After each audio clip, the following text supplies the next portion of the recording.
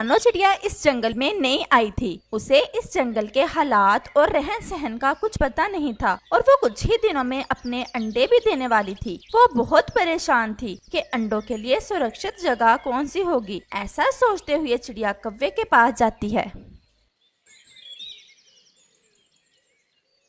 कौवे भैया, आप तो जानते हो मैं नई आई हूँ इस जंगल में, मुझे कुछ पता नहीं है यहाँ के बारे में। आप तो यहाँ के बासी हो, आप मुझे कोई सुरक्षित जगह बता दें, यहाँ मैं अपने अंडे दे सकूं और मेरे बच्चे उड़ने तक सुरक्षित रहें। तुम मुझे शाम तक का समय दो। मेरी पत्नी घोंसले में है, मैं इससे सलाह करके शाम को तुम्हें बताऊंगा। वो सामने है हमारा घोंसला। जी भैया ठीक, लेकिन शाम तक लाजमी बता देना। जरूर। इस जंगल में एक चिड़िया आई है, बेचारी वो बहुत परेशान थी। इसे कोई सुरक्षित जगह नहीं मिल रही। मुझसे पूछ रही थी, क्या तुम बता सकती हो इसे कोई सही सलाह? चिड़िया तो बेचारी होती भी बहुत कमजोर है। अगर वो किसी पेड़ पर अंडे देगी तो जो चील पहाड़ों पर रहती है वो इसके अंडे बच्चे निकलने से पहले ही उठा लेगी।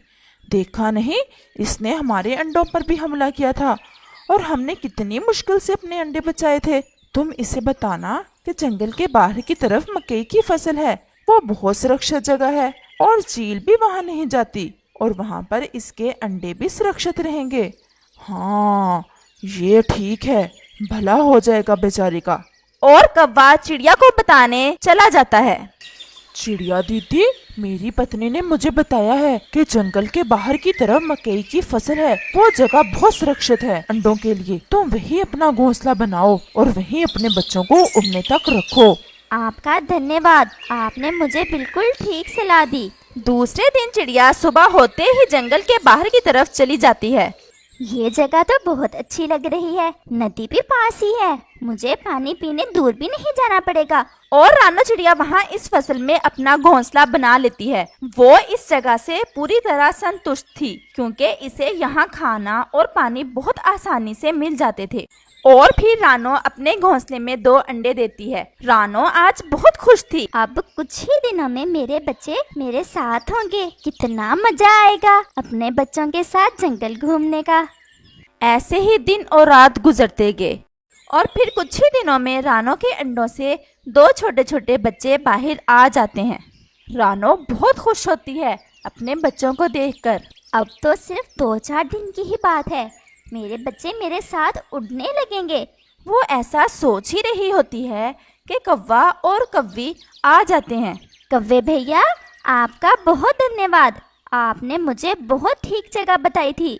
यहाँ पर दाना और पानी भी बहुत आसानी से मिल जाता है और वैसे भी ये जगह बहुत सुरक्षित है। लेकिन रानो, एक बुरी खबर है तुम्हारे लिए। क्या हुआ कौवे भैया, जल्दी बताओ, मुझे बहुत फिक्र हो रही है। क्या बात है? तुम्हारे बच्चे तकरीबन कितने दिनों तक उड़ना शुरू कर देंगे? 3 दिन। अभी 3 दिन तक मेरे बच्चों के पंख इस काबिल हो जाएंगे कि वो उड़ सके। फिर तो बड़ी मुसीबत आन पड़ी है। मैं कल ही गया था पास वाले गांव में, मकई तैयार हो चुकी है और किसान किसी से बोल रहा था कि कल कटाई शुरू करनी है फसल की। नहीं कौवे भैया, मेरे बच्चे तो अभी उड़ भी नहीं सकेंगे। अगर फसल कट गई तो मैं क्या करूँगी? मेरे बच्चे तो मर जाएंगे। आप मुझे कोई उपाय बताओ। तुम यहीं बैठो, मैं किसान के पास जाता हूँ और उसकी मिन्नती करता हूँ कि वो सिर्फ 3 दिन रुक जाए और फसल ना काटे। वो मान जाएगा क्या?